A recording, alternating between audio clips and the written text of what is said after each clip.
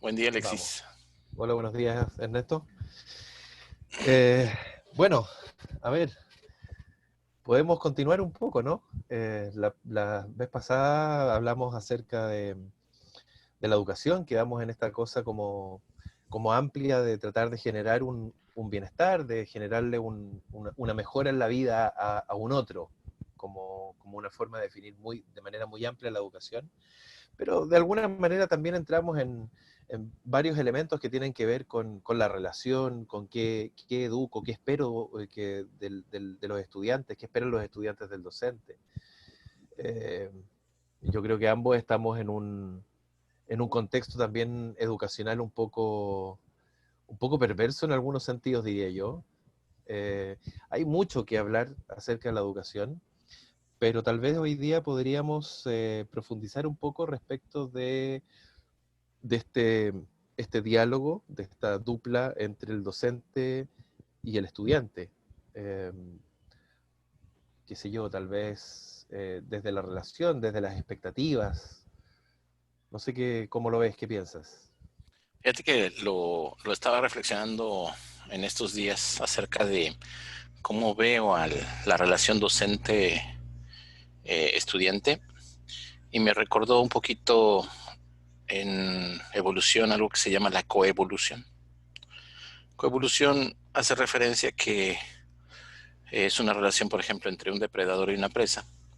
La presa se hace más rápida, el depredador se hace más ágil también, y entre los dos es tan relacionada la una a la otra que finalmente uno presiona al otro para poder cambiar sus estrategias. ¿Y por qué me pareció bonito este asunto? Porque nosotros en la docencia, cierto es que hacemos críticas de cómo era la docencia hace mucho tiempo, pero debemos reaccionar también que muchos de nosotros fuimos criados con esa docencia y que en algún momento la idea de un reglazo, ahorita por supuesto que lo vemos muy castigada, ¿no? En su tiempo fue algo normal. Entonces ahí podríamos Y, es, empezar, y sí, sí, esperable. y esperable también, claro, pero también, Los padres iban a autorizar al profesor a la escuela, por favor, dele, porque si no, este no entiende. claro, claro. Pero también fíjate que lo que creo que ha cambiado, aparte del el reglazo, se ha prohibido. Pero creo que mucho de lo que ha cambiado es que en lugar de tener gente educada, tenemos gente formada. Es decir, le hemos dado más peso a la información y al tú vas a hacer y pelearte en esta vida y te doy un Mm. escudo y te doy una espada, a más a decirle te doy unas herramientas humanas que te permitan desarrollarte como persona, ¿no? Entonces, eh, creo yo que el sentido de hablar qué pasa ahora, así como te dije en coevolución, ¿no? El depredador presa, ahora pareciera que es el docente versus estudiante. Entonces, es algo que pues debe fundamentarse en el respeto. Como decías en la plática pasada, ¿no? El respeto es el eje central en este caso de que puedas llevar una buena formación o que te permita trabajar de forma adecuada con los estudiantes, ¿no? Por supuesto que el respeto, cierto es que se gana. Y recuerdo un pasaje acerca de filosofía, donde a una filósofa le dijeron, no, es que eh, la opinión se respeta. Y dijo, no, la opinión tiene que ganarse su propio respeto. Lo que nosotros debemos de hacer en una discusión es respetar a la persona. Entonces, creo yo que en la educación sucede exactamente lo mismo, ¿no? Las teorías, los métodos o a lo mejor los procedimientos, a lo mejor tengan que ganarse su propio respeto. Pero de primera instancia, el trato con la gente, el trato con los estudiantes y el trato de los estudiantes hacia el docente debe manejarse con respeto, ¿no? Sí, y es un respeto en el sentido más amplio. Yo creo que no es solamente el respeto de yo te respeto porque no te interrumpo, yo te respeto porque te trato de usted, yo te respeto porque tú eres el docente, yo soy el estudiante y tú sabes más y eres mayor, tienes más experiencia, sino también tiene que ver con respetar los espacios, los ritmos, las formas.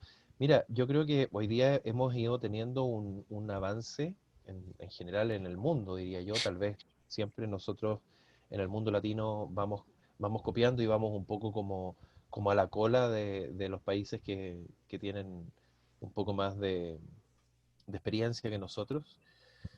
Pero creo que hemos tenido un avance en términos de ir incorporando esta idea de la inclusión. Y en ese sentido, claro, yo un poco utilizando el ejemplo que pones tú en la medida que la presa se pone más rápida, el depredador tiene que acelerarse también. Bueno, en la medida en que la presa, si es que por hacer la analogía, ¿no? En la medida en que el estudiante te pide más y necesita más, porque los tiempos de alguna manera le exigen también eh, otras competencias, otros conocimientos, obliga a que nosotros nos vayamos de alguna manera acomodando y ajustando a eso. Eh, no solamente en metodologías y en estrategias, ¿no? Tú mencionabas la vez pasada también que eh, estábamos en un tiempo en el que habíamos tenido que ir incorporando nuevas estrategias, pero yo creo que las estrategias son finalmente, por decirlo de alguna manera, la forma, son la caparazón, no son el fondo. ¿Cuál es el fondo de cuando se empieza a conversar de inclusión? Es, a ver, si yo estoy para enseñar, no importa todavía qué sea lo que tengo que enseñar, no importa si tengo que enseñar las tablas de multiplicar, o si tengo que enseñar la biología molecular, o si tengo que enseñar la teoría de la psicología de personalidad de Gordon Allport, o quien sea, eh, tengo que lograr que ese mensaje, esa enseñanza, ese contenido, ese criterio, como te decía yo, llegue a todos de la mejor manera posible. La inclusión comienza a, a propósito de las necesidades educativas especiales. Es como se las menciona acá, por lo menos, no sé si ustedes ocuparán algún otro término. Es decir, reconocer que eventualmente en la escuela puede haber niños que tengan necesidades educativas distintas, un niño con una deficiencia intelectual, con una deficiencia en términos de déficit atencional, eh, un chico con síndrome de Down, con lo que sea, tienen necesidades educativas especiales y por lo tanto tengo que ver cómo logro, a propósito de esas características, llegar y permitirle un desarrollo lo más amplio, nutritivo posible. Pero luego la inclusión también se amplía a entender que la necesidad que todos tenemos necesidades educativas especiales. Sí. Es decir, claro, esto comenzaba como con la idea de todos aprendemos igual, pero hay algunos que son distintos. Y a esos distintos también tenemos que poder incorporarlos. Y la incorporación fue más bien en un inicio a propósito de como, ok, mira, yo te abro la puerta, entra y ve tú cómo puedes arreglártelas para aprender lo que todos tienen que aprender. Y en los mismos ritmos, porque en tal fecha es el examen y tienes que saber lo mismo. Pero luego esto cambia. A ver, espera, no. Podemos aprender en distintos momentos. Y no por eso aprender menos ni aprender más mal o menos bien. Todos, algunos con mejor atención, otros con mejor memoria, otros con mejor capacidad de integración, otros con mejor capacidad de análisis y síntesis. Por lo tanto, tenemos que estar preparados como docentes para una gama cada vez más amplia de beneficiarios de nuestro Eh, ejercicio docente. claro, es que ahí fíjate que en lo personal, la visión acerca de las capacidades de las personas considero que son principios de curvas normales. Es decir, una campana gaussiana donde hay gente que se le facilita muchísimo, hay gente que es el estándar y hay gente que se le dificulta muchísimo, ¿no? Entonces la pregunta central sería, ¿a qué grupo va dirigida tu enseñanza o tus estrategias? ¿Por qué? Porque decía uno, mira, vamos a presentarle videos a los estudiantes, ¿no? Y empezaron a crear ese mito acerca de que no, trabajamos por canales, que la programación neurolingüística dice, no, que trabajamos por canales. Actualmente se dice que ese mito se está viniendo abajo porque no hay estudios que respalden esa información, ¿no? Entonces uno decía, es que le voy a poner visual y aquí auditivo y aquí esto, el otro. Ahorita todo el mundo que en apariencia era auditivo, perdón, era visual, ahorita está siendo auditivo. Oye, ¿qué pasó? No es que tú le puedes enseñar más a través de la vía auditiva. No, no, no, espérate. Cuando tú tomas la curva, cuando ves la curva de aprendizaje, bueno, de aprovechamiento de los estudiantes, dices, ¿hacia quién va dirigido mi información? Yo en lo personal creo, y yo creo que sería muy viable pensar en compartir estrategias de enseñanza, yo creo que va dirigido a no descuidar los extremos, porque está seguro que el medio va a poder aprender. El promedio aprende. El problema es que una de las fallas que vamos a tener dentro de la docencia es que el promedio se puede distraer con lo monótono, lo repetitivo y demás que requieren los extremos. ¿Sí? Y uno de los extremos se va a super acelerar y va a desesperarse dentro del aula y te va a generar ruidos, ¿no?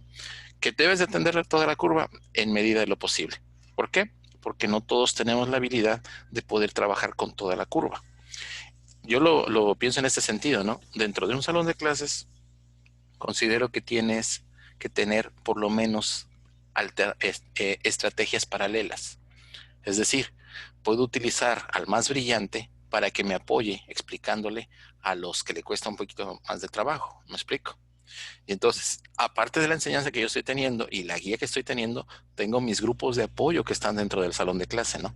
Y me recuerda un poquito, te decía yo, no sé si vamos a desviarnos en términos de cómo vamos a hacer la inclusión a la docencia o vamos a regresar a tomar lo que era el cómo percibe el docente al estudiante y cómo percibe el estudiante al docente. No sé cómo lo... Lo que pasa es que yo creo que de alguna manera el tema de la inclusión tiene que ver con cómo percibe el estudiante el docente y cómo percibe que percibe y que cree que son todos los estudiantes iguales Sí, y que por lo tanto yo me paro acá a dar correcto. charla respecto de lo que yo sé y lo que tú te tienes que aprender, entonces no estoy haciendo inclusión y eso va a generar una relación totalmente distinta frente al aprendizaje que si yo me paro en una postura de decir, mira, cada estudiante es distinto y que el estudiante también entienda que cada docente es distinto. Claro, claro. Y de Y hecho, fíjate que me gusta un poquito la idea que decías, entonces ¿no? creo que va muy engarzado. De la inclusión es cuando dices tú, es que yo puedo reconocer estudiantes que les cuesta mucho trabajo. A mí lo que me ha llamado la atención es que nosotros no somos, bueno, habemos docentes que no somos tan sensibles en poder reconocer a qué velocidad aprenden nuestros estudiantes, ¿no? Y esa es una habilidad de práctica. Ya actualmente, en su principio, yo decía, este se ve que es canijo y estudia y un montón, y porque el muchacho se ponía serio y no se reía con los chistes y nada, ¿no? Y no levantaba más que para dar una opinión muy certera, ¿no? Pero después me daba cuenta que era un desastre en su aprendizaje, ¿no? Entonces, es una cuestión de práctica. Actualmente ya puedo decirte, ¿no? Pues ya tengo una idea de cómo van a responder mis estudiantes y lo más importante, ¿no? Ya no me hago expectativas de cómo ¿Cómo debería ser? me parecen que son los estudiantes, ¿no? Entonces prácticamente digo, bueno, pues vamos a entrarle y voy a ir retomando, les digo siempre, ¿no? Yo sé que está muy bonita la frase esa de, los voy a llevar de la mano, ¿no? Pero me recuerda mucho la broma que me hacía mi papá, que te llevo de la mano mientras él caminaba más rápido y yo casi cayéndome, ¿no? Corriendo. Era un juego de niños, ¿no? Que te acuerdas que te jalaba el papá y tú Mm. apenas sí dabas los pasos, ¿no?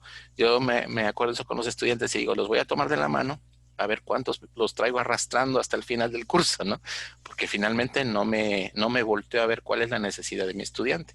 Pero sí, en este caso creo yo que regresando un poquito a la propuesta de depredador o presa, me llama mucho la atención el efecto que tienen, por ejemplo, las estrategias para copiar en un examen.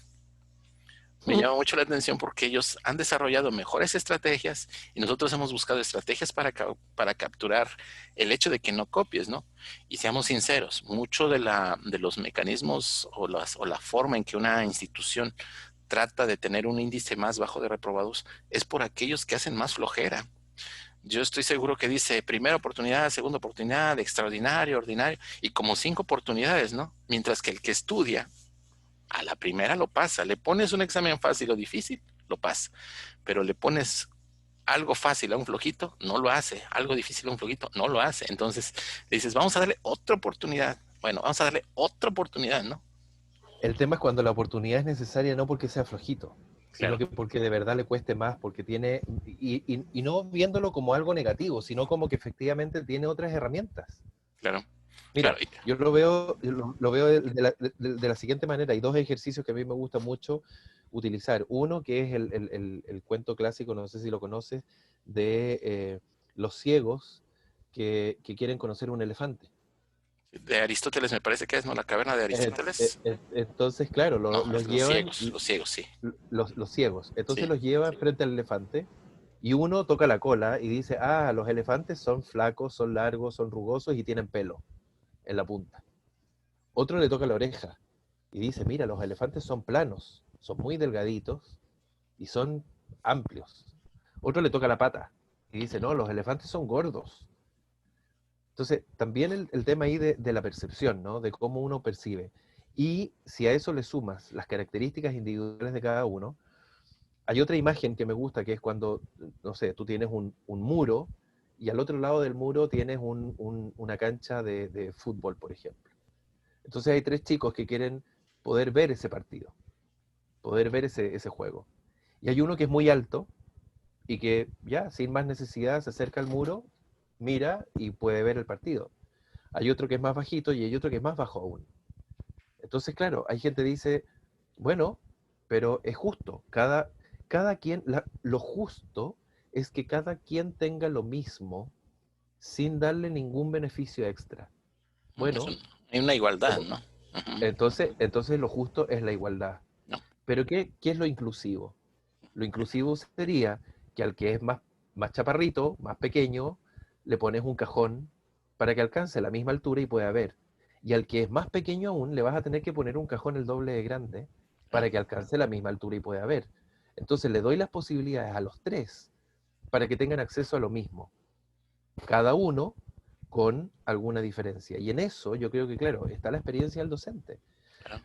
Como nosotros, y concuerdo contigo, se ha ido cayendo cada vez más esta cosa de los canales de aprendizaje, y yo creo que no porque no existan, no porque sean erróneos, yo creo que finalmente es porque tenemos que considerar que todos aprendemos, evidentemente incorporamos información desde lo visual, desde lo auditivo y también desde lo propioceptivo, más allá de lo kinestésico propiamente tal, más allá de la cosa de la movilidad, sino que el tema de cómo yo incorporo y trabajo internamente, ¿no? Cuando alguien dice, mira, yo creo, siento, tengo la sensación de que esto es así. Bueno, eso tiene que ver con lo propioceptivo. Ujú, Y como docentes tenemos que estar en condiciones de poder incorporar los tres canales claro. para que cada quien pueda trabajarlo desde su propia perspectiva. Cada quien parado en su propio cajón. O si no necesita cajón, bien. Pero decir, no, pero es que eso no es justo porque le estás dando ayuda al otro. Ay, perdón. Tú ocupas lentes. Ah, no, pero es que no es justo. Entonces te los tengo que sacar para que todos estén en las mismas condiciones. Ah, pero es que no veo. Ah, problema tuyo. Sí, sí, definitivamente el ejemplo de los cajones lo eh, marcamos como equidad, ¿no? Igualdad no es lo mismo que equidad. Entonces, el que Exactamente. requiere mayores necesidades, le tienes que dar más. Al que tiene menores necesidades, le tienes que dar menos. Y para que todos tengan la misma posibilidad, no quiere decir que tengas preferencias o eso, sino para que todos tengan la misma oportunidad y la misma posibilidad, ¿no? Entonces, es El, una el cuestión de acceso. equidad, claro. El Y acceso. Y ahí es donde está la inclusión y por eso te digo que eso repercute directamente en la relación docente-estudiante. claro, Cuando el estudiante siente que el docente no da ninguna posibilidad y todo es igualitario porque es lo justo,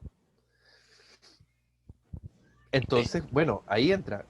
No, pero es que yo estoy entrenado para enseñar a gente suficientemente inteligente y ya, y punto. Y si no corres a 50 kilómetros por hora, no es problema mío. claro. En este caso, lo que también puedo platicarte, ahí se hizo una pausita. Lo que también puedo platicarte es el hecho de que la victimización, es decir, la madurez que debemos de tener ambos. He escuchado docentes que terminan llorando con el grupo de estudiantes.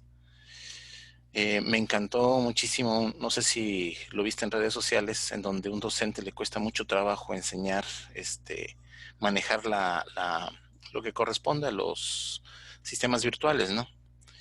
Y uno de Ah, los alumnos le dijo, no, mire, una alumna le dijo, mire, no se preocupe, seamos pacientes y le vamos a dar oportunidad. No se intranquilice, nosotros esperamos a que usted pueda subir y manejarlo como es, ¿no? Y en lo que se pueda, lo apoyamos. Esa es una cuestión de humanismo. Pero tenemos el otro ejemplo, ¿no? Los docentes le dicen, no, pique esto, y se cierra la sesión. Y se mm. empiezan a burlar del docente, ¿no? Entonces, ahí lo que creo yo es que hay una serie de ideas erróneas con respecto a la relación entre el docente y el estudiante. Desde mi punto de vista, creo yo que uno diría, lo sano es que no nos veamos como enemigos. Lo sano es que nos veamos como dos Aliados. personas que están buscando una mejoría, ¿no? Pero hay muchos vicios dentro de la práctica. Mm. Tenemos mala experiencia con docentes, tenemos mala experiencia con alumnos. Mientras uno vea al alumno como un enemigo y mientras uno vea que como estudiante al docente como un enemigo, no podemos trabajar, no hay ninguna dirección ahí. Hay Ahí está la muchas, presa y el depredador. sí, por eso me refería, ¿no? Sí. En lugar de generar una coexistencia, en lugar de generar una simbiosis, La simbiosis, te iba a decir. entonces vas al otro lado, ¿no? Donde tienes una relación de a ver quién se muere primero. Yo saco mis estrategias y voy a tratar de tumbarte, tú sacas tus estrategias y vas a tratar de tumbarme, ¿no? ¿Cuántos docentes que tienen esta concepción de que yo soy el más estricto, el que pone peores notas, peores calificaciones y el que más reprueba alumnos y por lo tanto soy el mejor docente? Claro, claro. Perdón, yo creo que eso no habla bien de tu práctica docente porque no lograste cambiarle ni mejorarle, desde la perspectiva de la que estamos hablando, cambiarle ni mejorarle la vida A nadie, ni a ti, vaya. ni a Sí, ti, porque el foco es destruir al otro. sí, sí. Pues es que es el objetivo que tiene cada uno de nosotros, ¿no? Por eso me gustaba mucho la definición, ¿no? Oye, si vas a crear un mejor sitio para los demás, no es porque lo castigues. Y hay muchas enseñanzas que están mal entendidas, como por ejemplo, yo sé que los asiáticos dicen, no, que si pones un metal al fuego y lo metes en agua, es por castigarlo, no, es porque lo estás forjando, ¿no? Sí, pero también debes de reconocer que no tienes que hacer esos procedimientos para forjar algo, ¿sí? Tienes que pensar quién soporta y quién no, Un metal evidentemente es distinto a un ser humano. por supuesto, en O sea, ese aspecto, ¿no? Y otra de claro. las cosas, ¿no? Igual, a lo mejor no me malentiendas cuando te digo ponte a leer esto. No es que te esté castigando porque te ponga a leer, sino porque no No, estás acostumbrado y lo más importante es que tienes que empezar a desarrollar estrategias para que tú puedas hacerlo solo, ¿no? Es decir, voy a buscar la autonomía y esa cómo lo puedo hacer, ¿no? ¿Me explico? mm, sí, claro. Y por eso es que yo creo que es un trabajo absolutamente conjunto y por eso la relación es tan importante. Sí, Es sumamente importante. Yo permanentemente le insto a los estudiantes a ser además muy activos en el proceso durante el semestre, hacer una pausa en algún momento y decir ya, ¿cómo vamos? ¿Qué necesitan? ¿Qué les ha dado resultado? ¿Qué no? ¿Qué necesitan que yo cambie? Que puedo cambiar como estrategia, puedo cambiar como metodología, no voy a cambiar los objetivos porque los objetivos los pone la universidad, la cátedra, la necesidad de manejar ciertos conceptos para que ustedes el día de mañana puedan ejercer, pero sí puedo cambiar estrategia. Si alguien me dice, mira, necesito más ejercicio práctico, por ejemplo. Bueno, le damos al ejercicio práctico, pero ojo, eso probablemente va a hacer que reduzcamos el tiempo con el que contamos para fundamentar teóricamente esa práctica. Entonces sí, tenemos que ir de alguna manera modificando. Entonces creo que el proceso de enseñanza-aprendizaje efectivamente no puede ser leído, porque ahí es donde nos transformamos en presa y depredador, no puede ser leído como unidireccional. es absolutamente co-construido, creo yo. Es como a mí me calza, es como a mí me resulta. Y entonces, la evaluación, en todas las instituciones generalmente, no sé si ustedes allá también lo hacen, hay un momento al fin del semestre donde los estudiantes evalúan al docente. Sí, sí, Pero esa evaluación habitualmente tiene mucho que ver con si el docente llega puntual a la clase, si cumple con la fecha de entrega de las calificaciones, si entrega la retroalimentación, si hay una pauta clara, cosas como muy administrativas. muy frías, muy Muy frías. y que no evalúan el cómo el docente logra llegar y cómo se relaciona, si el docente da o no las instancias para, por ejemplo, preguntar todo lo que el curso necesite preguntar. Y ahí nuevamente viene el vicio. ¿Qué hacen los estudiantes? A los docentes que eh, le, les caen bien, le ponen a todos una nota máxima. Acá ocupamos la escala de 1 a 7, donde el 7 es la mejor nota, la mejor calificación. Entonces no me voy a desgastar leyendo cada instrucción, no, le pongo 7 en todo, porque me cayó Claro, muy bien. claro. Y el que no me gustó porque me saqué, obtuve una mala calificación o me retó en una clase, no me voy a desgastar, le voy a poner puros 1. Yo les digo, no, por favor, evalúen a conciencia y en la parte de las observaciones pongan toda la información cualitativa que consideren necesaria, porque eso es lo que finalmente a mí me va a permitir hacer una mejora, si es que tengo la intención de mejorar en pro, precisamente, de nuevamente el objetivo, mejorarle en algo la vida a alguien. Pero fíjate que ahí en ese aspecto tú tienes acceso, en el caso, no sé si las evaluaciones que te hacen tienes acceso a lo que Sí. dijeron los estudiantes. En mi caso no. En mi caso hacen la evaluación, quién sabe qué me pusieron, quién sabe cómo salí y no tengo una forma de retroalimentación. Aquí Y la institución no te dice, oye, te están evaluando muy mal, tienes que mejorar este aspecto. lo que sí hacen es una revisión de decir, oye, porque tienes alto índice de reprobados. Entonces, aún así, no va en el sentido de necesitas esta capacitación para. No hay un enlace entre el docente, la mala práctica docente y la retroalimentación, ¿no? Entonces, ya te mandan a traer, pero porque ya hoy el director te quiere decir que la estás regando y que por favor pienses cómo le vas a hacer, ¿no? Pero no te dice, oye, ¿qué estrategias podemos establecer? Es como que hay una Y separación nadie, administración, hay un y nadie, divorcio sí, docente-administración. absolutamente. Y nadie evalúa cómo haces tu clase tampoco. Mira, la evaluación, por una parte, hay ciertos vicios que tenemos aquí y lo comento, no sé si en todas las instituciones en México sea así, ¿no? Pero una de las que puedo observar es prácticamente cuando dice uno, yo soy el que da la clase, yo soy el que preparo la clase y yo soy el que hago la evaluación. Puedes caer en ciertos vicios, ¿no? ¿Por qué? Porque quizás si hacen una revisión pueden decir, ah, pues pasé al salón y está dando tal tema como me lo sugirió, ¿no? Y los estudiantes contestan eso, pero soy el mismo que aplica la evaluación. Considero que una de las formas en que podrías mejorar es que el que hace la evaluación no tiene que ser el que imparte la clase. Se me hace algo viable porque dices tú, este es el programa y tú dices que puedes impartir este programa. Tú dices que Esos son tienes los la contenidos, entonces formación. yo voy, claro, y luego le pregunto a los estudiantes que aprendieron de eso. Claro, y entonces alguien que dice, yo soy el departamento que se encarga de evaluaciones y sabes qué, docente, mira, notamos que hay fallas por estos términos, notamos que falta cubrir estos temas y bueno, ¿qué estrategias podemos hacer, no?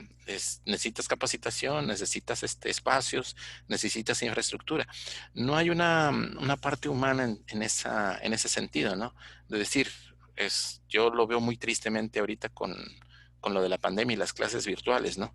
Las clases van a ser en línea, oiga, pero no tengo ni internet, ni máquina, ni celular, ¿no? No sé, las clases van a ser en línea, ¿no? Y el docente, oye, ¿y cómo se trabaja con el Zoom o cómo se trabaja con alguna otra plataforma, ¿no? Oye, pero mi laboratorio, ¿cómo le hago para poder presentarlo en ese sentido, ¿no?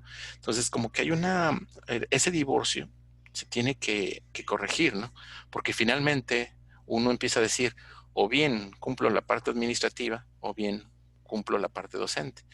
Y aunque nos guste la docencia, la parte administrativa sí tiene claro. la piedrita, ¿no? Mm. Sí, mira, acá a mí yo he pasado por varias instituciones.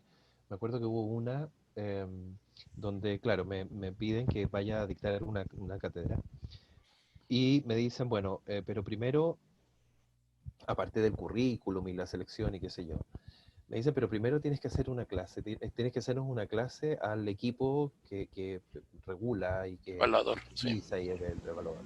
Entonces me dan un tema y tengo que preparar una clase de acuerdo a cómo normalmente lo hago con los estudiantes. Ujú. Obviamente ahí también puede haber un sesgo, porque yo puedo preparar mi clase magistral ideal y luego después con los estudiantes sentarme a leer diapositivas y aprenda el que aprenda, como aprenda y no sé qué. Pero bueno, pero ahí viene la evaluación de los estudiantes posteriores, entonces ellos también son responsables en decir, mira, este docente lo está haciendo así, lo está haciendo así. Por eso yo los insto mucho a que la evaluación eh, Ujú. sea muy Nada real. más, Dime. nada más que fíjate que ahorita que comentaste eso, yo sí, yo sí quisiera hacer una observación, ¿no? Hace un momento, lo que estabas terminando de decir que era, El tema de instarlos a que cuando ellos hagan la evaluación no, docente, lo anterior a eso, perdón. el tema de la presentación con el Sí, equipo, sí. Esa presentación la hacemos, igual me ha tocado hacer presentaciones, no en todos los momentos en que quiera subir de nivel, pero sí. Yo te quiero preguntar, creo yo que la evaluación psicológica, en las empresas se utiliza una evaluación de perfil, una evaluación psicológica para saber si está apto para impartir clase o no. ¿Por qué en la docencia no se hace? ¿Me explico? O sea, yo a lo porque, mejor porque, soy porque un buen... se asume que vas a ser un buen docente si es que sabes de aquello de lo cual vas a enseñar. Claro, Y eso se da a través del currículum, pero no se miden las competencias blandas del docente. ese es el punto. O sea, nosotros sabemos que en una empresa tú tienes que cubrir un perfil, ¿ok? En las instituciones educativas también debe de haber perfiles y debes de saber qué tan sano, entre comillas, o qué tan bien está mi cerebro como para que yo pueda lidiar con los estudiantes, ¿no? Es que bueno, por eso te decía que estamos en un contexto que es bastante perverso, por lo menos acá, desde hace ya varios años, está esta cosa, no sé si en México también lo harán, esta cosa de que las instituciones tienen que estar acreditadas Sí, sí, por una comisión acreditadora nacional y qué sé yo. Bueno, que hay dos niveles de acreditación, uno que es administrativo, a ver si efectivamente se cuenta con los cargos, con están la cantidad de libros en la biblioteca, etcétera, etcétera. Em, pero también la acreditación que tiene que ver con la calidad docente. Y ojo, ¿qué hace eso? Hace que las universidades propendan, o ni siquiera propendan, necesitan, porque si no es un elemento fundamental a partir del cual no los acreditan o los acreditan por menos tiempo, que los docentes tienen que tener algún grado académico superior a la licenciatura, al menos magíster o idealmente doctorado. pero no hay Pero una garantía de enseñanza, Pero el doctorado hace que tú seas especialista en investigación. claro. El magíster te hace especialista en intervención en alguna temática en particular. Yo soy magíster en eh, psicología clínica, infanto, juvenil, sistémica, no sé qué. Sí, Bueno, pero ¿qué asegura que eso yo lo sé enseñar? claro. La licenciatura. En el caso nuestro, al obtener el título de psicólogo y la licenciatura en psicología, se supone que estamos calificados para dictar cátedra. Es que viene como Pero en la plática anterior. nadie que- te enseña, exacto, nadie te enseña, nadie te da eh, elementos pedagógicos, no, menos aún incorporando elementos de inclusión y de necesidad educativa especial, entendiendo que todos tenemos necesidad educativa especial. sí. No, y además, en el sentido de decir, tú tratas de hablar de cómo hacer la pedagogía y entras en un mundo completamente distinto. Es decir, te empiezan a decir, no, la teoría de fulanito, la teoría de sutanito, que vas a hacer esto, que vas a hacer aquello, que debes de manejarlo de esta manera y de otra. Pero de verdad que es un mundo de información. De ahí que creo yo que otra de las fallas que podemos encontrar es la falta de practicidad en los métodos pedagógicos. Eh, Plasticidad o practicidad. ambos. Ambos, creo yo.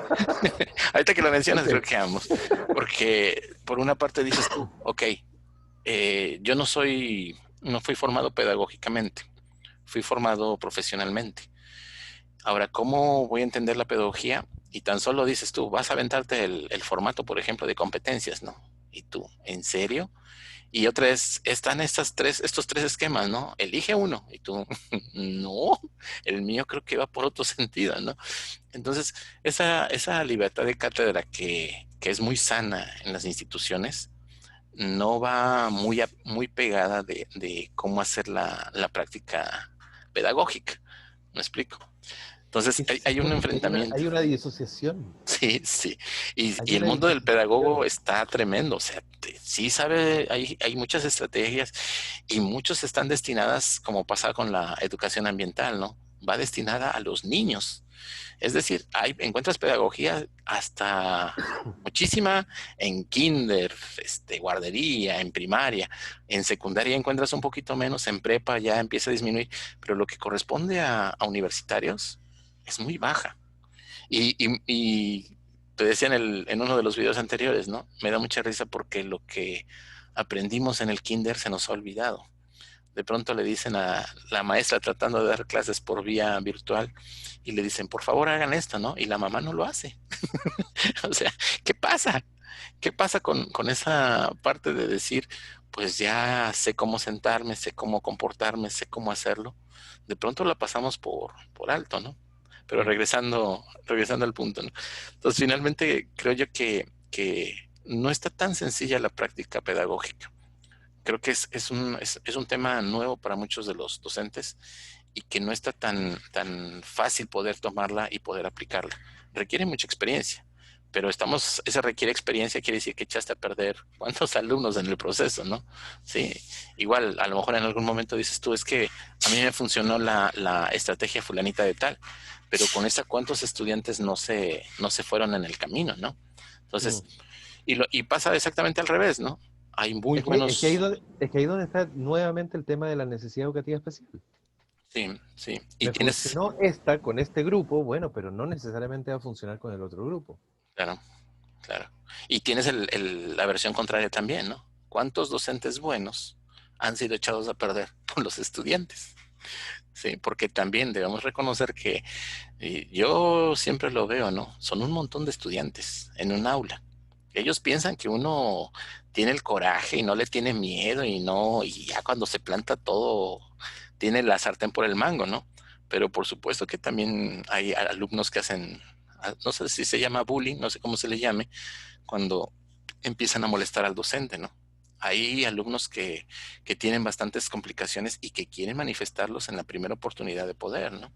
Y eso nos llevaría a entender cuál es la problemática que sucede en nuestros jóvenes acerca de cómo perciben Bueno, yo creo que eso pasa la también docencia. mucho con los cambios culturales que hemos tenido, ¿no? Hoy día se habla de la generación X, la Z, qué sé yo. Y yo creo que efectivamente hay momentos culturales, históricos, en los que hay cambios que son generacionales.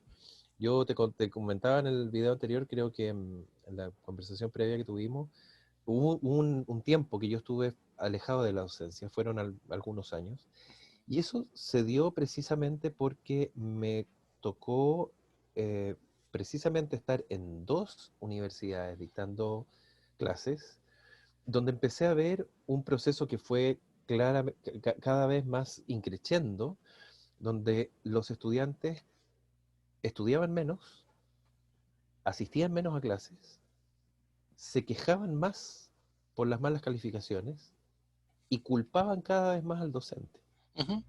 dando siempre toda la posibilidad de decir, ok, ¿qué mejoramos? ¿Cómo lo hacemos? No estuvo bien esto. Tratemos de, o sea, ni siquiera era yo el docente, digamos, clásico de esta es la materia, estudienla y el que le vaya bien, le va bien y si no, mala suerte, lo siento. No, era siempre tratando de buscar estrategias. Y de pronto veía que había generaciones que estaban cada vez como más desmotivadas con lo que estaban estudiando, como que parecía ser que los habían obligado a estar ahí, como que no querían, como que no les interesaba. Y eso a mí me empezó a desmotivar profundamente. Llegó un minuto en que dejé la docencia, dije yo no sé cuándo voy a volver y si es que vuelvo. Y bueno, hace ya 6, 7 años volví y me reencanté, pero nuevamente porque veo que estoy frente a una nueva generación que está mucho más sedienta de extraer la experiencia del docente. Ujú, sí, sí, Y sí, de hecho.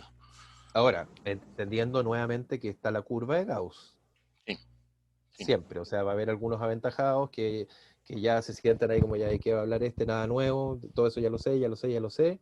Otros, que la gran mayoría que efectivamente está muy atenta, muy proactiva, muy creativa también, y otros que nada, que quieren ojalá dejarse llevar por alguien que los tire y ya, y no tener mayor esfuerzo. Em, entonces yo creo que son muchos elementos. Por un lado, esta cosa que hablábamos recién de la disociación, que efectivamente lo administrativo y la práctica docente en el aula van por caminos aparentemente o muchas veces muy distintos, no sé si opuestos, pero muy distintos. Eh, y ahí nuevamente, ¿qué es lo que le da sentido? Yo insisto, creo que es el objetivo para el cual yo estoy parado adelante en un aula. Eh, si lo que yo quiero es lograr que tú desarrolles tu máximo potencial en aquello que sea que hayas elegido y yo te puedo aportar en eso, bienvenido. Y si eso se da, bueno, lo administrativo y la práctica, puedo tratar de llevarlas un poco a algún grado de encuentro. Eh, pero cuesta, es difícil, es un movimiento que nuevamente creo que tiene que ver con que veníamos de una estructura y de una escuela de vida, por así decirlo, donde se apuntaba a la universalización. Todos Sí. somos iguales. O sea, de hecho, la universidad, ¿por qué se llama universidad y no multiversidad? Ujú. Debiese ser un multiverso, ¿no? Debiésemos entender que cada uno es distinto y que cada uno puede aportar a un campo común. Nuevamente, yo creo que da para mucho. Claro. Vamos cerrando. Vamos cerrando. ¿Alguna conclusión? Para mí, mi conclusión siempre es el vínculo. Okay. Siempre. No sé si es un sesgo desde la psicología, porque claramente el 80% del avance terapéutico con un paciente, con un consultante, con un cliente, es desde el vínculo y no tanto desde la teoría o de la técnica. Puede que sea un sesgo desde ahí, pero mi experiencia es que en la medida que yo puedo em, acceder a acercarme y a acercar a los estudiantes lo más posible, sin que eso implique que pueda estar mezclando temas personales ni otras esferas de la vida, eh, es lo que va a potenciar que ese estudiante tenga mejores predisposiciones al aprendizaje, mejores competencias puestas en el aula y a un profesor también, un docente que va a estar abierto a dialogar, a nutrir y a nutrirse. Si no se entiende desde ahí, yo creo que es mucho más difícil, por no negarme a la posibilidad que sea imposible incluso. Fíjate que igual voy retomando lo que estás comentando. Creo yo que esa interacción no debe ser una relación depredador-presa, por supuesto. Tiene que venirse abajo. Los dos tienen que poner de su parte. Colaboración. Tiene que ser una colaboración. No digo que sea una simbiosis porque ahí dependería uno del otro necesariamente, pero no tenemos que llegar a ese grado. Puede haber una colaboración donde los dos puedan verse beneficiados al respecto, ¿no? Lo segundo que se me ocurre decir es que sí es cierto, en educación requerimos, si vas a dedicarte a la docencia, entra a la pedagogía, ponte a leer de pedagogía, porque tu formación profesional ya la tienes, pero tienes no es una limitante, sino tienes una faltante que es la versión pedagógica, ¿no? Y por supuesto que ya pudiendo compensar eso, puedes tener un mejor rendimiento. Y otra de las cosas es que sí, es necesario que visualices la equidad, no la igualdad. O sea, en educación es necesaria la equidad, no la igualdad, ¿no? Absolutamente. Yo creo ahí también que hay algo que yo siempre le digo a los estudiantes, a veces me dicen, hay algunos que me siguen, terminan la universidad, se me mantienen siempre en contacto y me dicen, es que fuiste uno de los mejores profesores. Yo les digo, a ver, chicos, el mejor profesor lo hace el mejor alumno. Y en Ujú, eso sí creo que hay una simbiosis. Yo voy a ser mal profesor si es que tengo un mal grupo, y el mal grupo va a ser mal grupo en la medida que tenga un mal profesor. Es un círculo vicioso que se puede transformar fácilmente en un círculo virtuoso. Si sí, ustedes están proactivos, creando, criticando en buen sentido, promoviendo que el profesor se mueva, se nutra, se agrande, entonces la relación se agranda y el aprendizaje se agranda. claro. Claro, y otra de las cosas que también creo que es pertinente aclarar, se requiere que no seamos hijos de divorciados en el sentido de la administración y la docencia, ¿no? Por supuesto que si una institución educativa quiere mejorar, tiene que aprender a escuchar a los docentes y los docentes tienen que aprender a expresarse con respecto a la administración, ¿no? Todo, al igual que la relación entre estudiante y docente, tiene que manejarse con respeto. Entonces, Y mientras también no participar, cuántas veces nos llaman a participar y también los docentes se mantienen al margen. al margen, correcto, correcto. O sea, es parte de nuestro quehacer. Entonces, yo no soy, ¿cómo decirlo? Yo ahora soy biólogo docente. ¿Me explico? No soy Mm, biólogo y no soy docente, sino soy una combinación de ambas. mm. Son dos, estoy tratando de juntar dos escuelas, que es un tanto difícil y que me ha llevado algo de tiempo en la práctica, ¿no? Por supuesto que ya el nivel de exigencia que tenía en un principio y mis paradigmas, cómo los manejaba, han ido migrando. Pero siempre me gusta decirlo, ¿no? Tengo que evolucionar, ¿sí? Y Porque nos se vamos supone. nutriendo. Y nos vamos nutriendo, exactamente. Voy aumentando mi complejidad, pero va funcionando mejor. Mm. Bueno, pues ahí terminamos. No sé si tengas algo más que agregar. No, estuvo bien. Yo creo que si seguimos, vamos a... Y esto yo creo que puede dar para varias vueltas y varias conversaciones más. Claro, claro. Bueno, nos vemos entonces. A la próxima. Que esté bien. Saludos. Un abrazo. Bye bye.